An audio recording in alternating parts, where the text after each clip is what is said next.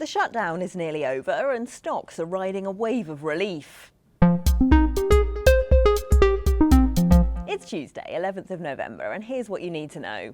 The Senate has passed a compromise that would fund the US government until the end of January. That now heads to the House, where Speaker Mike Johnson said he aims to pass it as soon as Wednesday.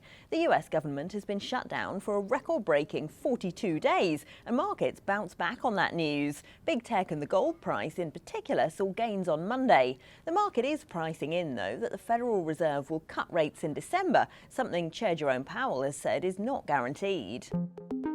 Our stock of the day is SoftBank. The Japanese company reported second quarter net profit more than doubled to $16.6 billion.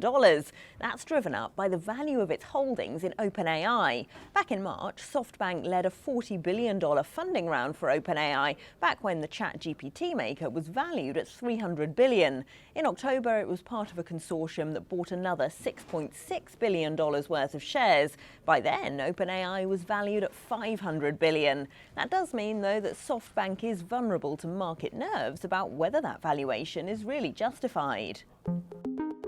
Our number of the day is $202 billion. That's how much Chinese shoppers spent last year on Singles' Day, which is today. That makes it the world's biggest shopping event, worth 5 times as much as Black Friday in the US. The original idea was that single people buy themselves presents on November the 11th.